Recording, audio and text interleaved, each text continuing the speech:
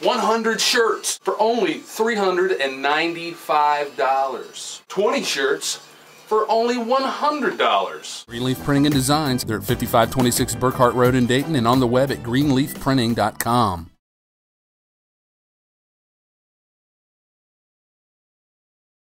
How does the grounds board get their funding? Where does that money come from? Is it just from the fair, or does the county support it? Very little of the funding that we get comes from county and state. This last year we got $18,200 from the state, and we got $47,000 from the county. Our annual budget is about $800,000. The rest of it comes from the fair and rentals of the grounds. So.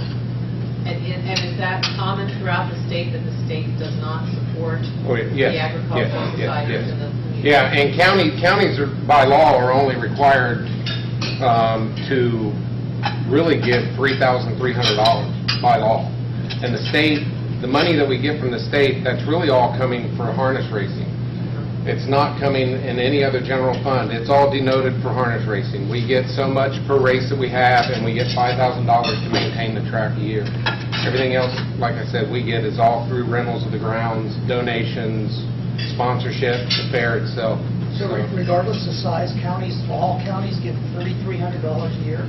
They have, by statute, they have to get that. Fairs, counties are required to pay the property insurance. Counties are required to help or pay for the security of the fair, and those are under the Ohio Revised Code. Everything else is what we can bring in and stuff like that. So, our attendance, when it comes to attendance, that fluctuates. We spend so much money a year on entertainment and stuff like that. If attendance is down, then we're down or we're up. So, yes, ma'am. Is this a nonprofit foundation? Yes, the Montgomery County Agricultural Society is a 501c3 corporation, and I'm going to go back because I know some of you got some questions, and we'll do this real quick. That's fine. County Ag Societies are all 501c3 corporations. They're all through the Ohio Revised Code. We are considered a subdivision of governmental entities, so we get some of the perks for county and state government, but we don't get all of them. So there's a part there. As long as the Ag Society has one agricultural fair a year, if the county owns the property, the fair board maintains and has the right to that property. Some fairgrounds are owned by the Ag Societies, like in Greene County, and just to let everybody know, I sit on the Greene County Fair Board. I'm paid staff over here, but I'm kind of like he is over in Greene County. Greene County, the Fair Board owns the property. So we're completely different here. The county does own the deed to the property here, but as long as there's one agricultural fair here, the Fair Board retains all of the ability on that grounds. Yeah, what's the chance of there ever being any kind of commercial racing at the fair site as opposed to Needmore Road? I've had a lot of people say the natural place would be the fair, but they're going to have a Needmore Road that smells like high fructose corn syrup burning up there. It's not really pleasant environment. It's not big enough. What's that? Yeah, it's real. The property itself is really not big enough to handle that situation. His question was is it feasible for the racetrack that they're putting up at Needmore? Is it feasible for that track to be at the grounds versus at the fairgrounds versus up there? We don't have enough property to handle that when it comes, especially when they're going to have the slots and the VTLs. When it comes to the parking and the facility that they're going to have, I mean, it would just engulf the whole 38 acres. So, I mean, that's going to be one of the things. And just to let everybody know, these tracks that are going to be coming in, if we get one up at Needmore and we get one south, these tracks are going to be what they call chip-in tracks, which means that they will not stable horses there. All right? You bring your horse the day you're going to race, there's a stable there, you put him in there, when you're done, you got to leave at night. All right? So all these fairgrounds, which has really been going down when it comes to harness racing and the racing aspect, they're going to start being places where people are going to stable horses again, because they have a track that they can train on. more we would become a training track is what would happen. We would still have racing during the fair because we get money from the state to do that, and we have to do that. But when it comes to the other aspect, it just wouldn't be, it would be, it would just engulf the whole grounds to just do that. Most of these tracks that are relocating are looking at 100 plus acres. So, that was one of the reasons that they're really not looking at fairgrounds at all to even do this. You did the economic study to see what the return to the city was from the fairgrounds. What were the highlights? That was a number of years ago. You're asking me a question that I don't remember. And really, when we did that thing, we were doing more, is the fair feasible? Is it economically viable there? We look at the grounds, and that grounds, with their study, they're basically saying on the high end, our attendance probably would be $125,000. If we get, or 125,000 people. If we get to 125,000 people, they say that's going to be the max that we can handle. And that was the big thing that we were looking at. If we try to grow this fair, are we going to outgrow the facility?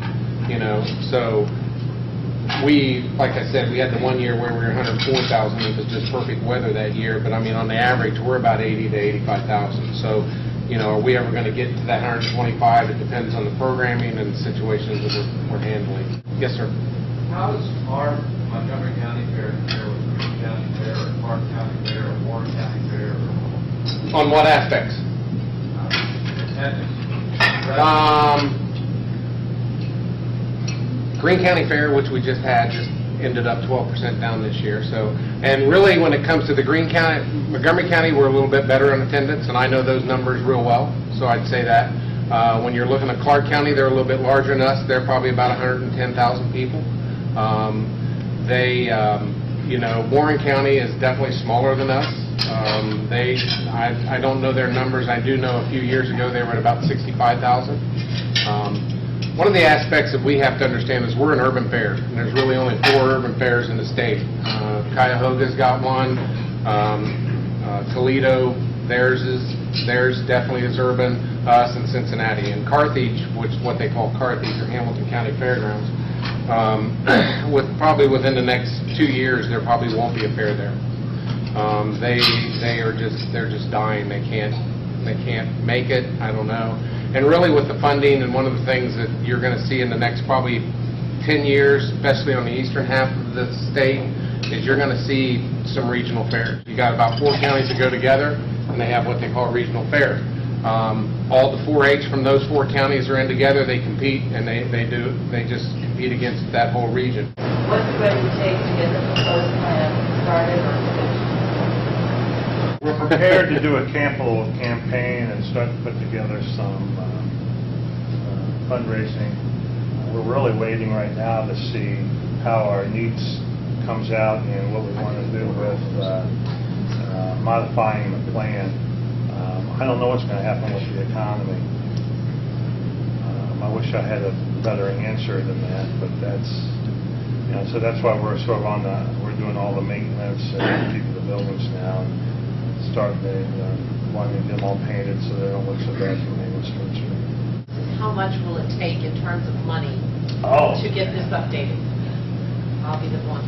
36 million, I think is what it was. 32 million. Yeah, 32 million. It was 32 million back in when we brought this out in 07.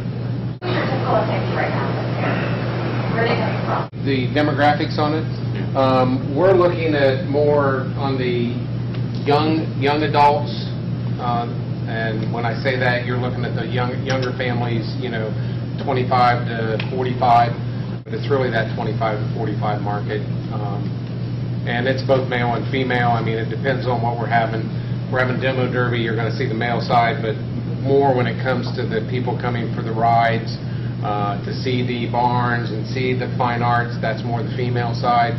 So it just depends on what day you're looking at. On the average, most people are coming within a 25-mile radius of the fairgrounds. You don't have too many people, probably less than 10% come from out of county on any fair.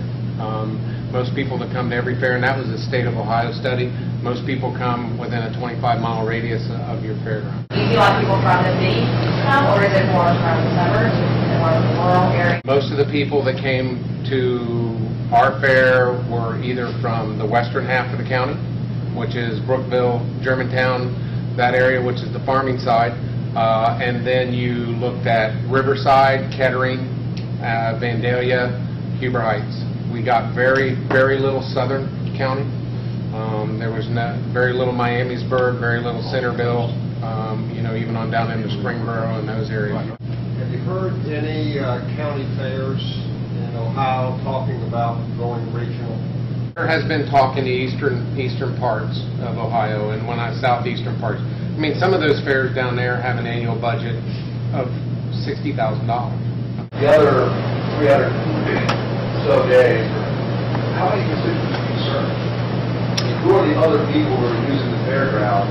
When it comes to the fairgrounds itself, I mean, we have antique shows, we have bird auctions, we have, I'm going to bring it up, some people don't like it, some people do, but we have X-Fest.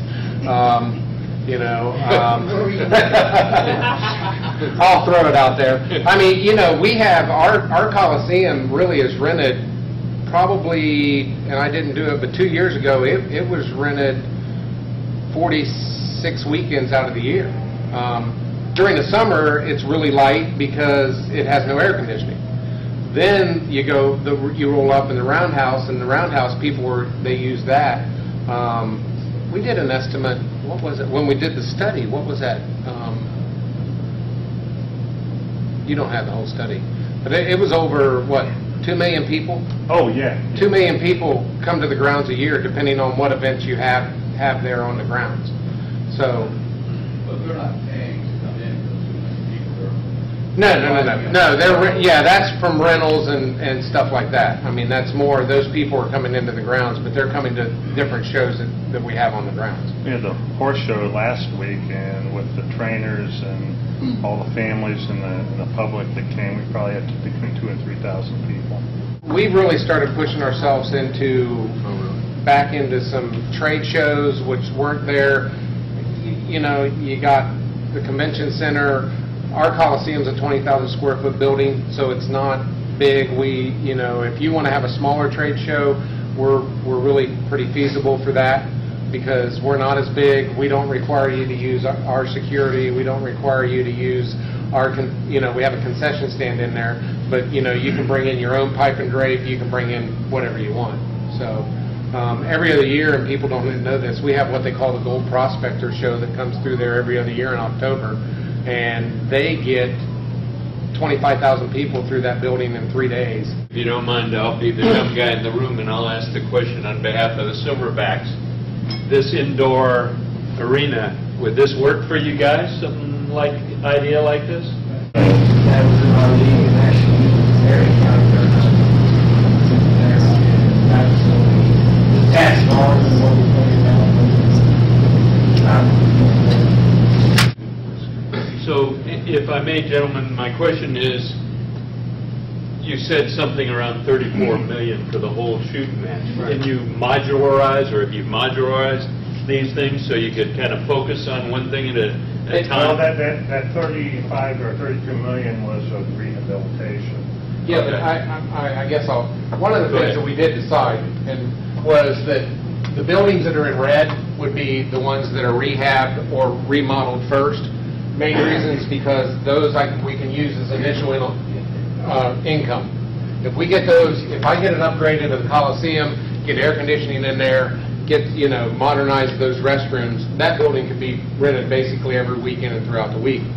Roundhouse basically the same way. I mean, if we take that roundhouse and we do some things with it, put some adjacent restrooms, there are no restrooms in it, build some restrooms adjacent to it, then that building, we're not going to change that structure because it is, historic. But if we put a building right beside it that you can go in and out of, then that's what we would do there.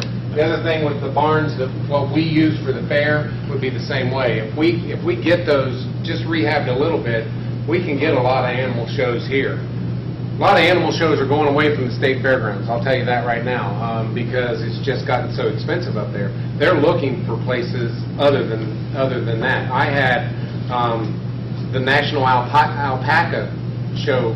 I just was in contact with them. They're looking for a city about the size of Dayton.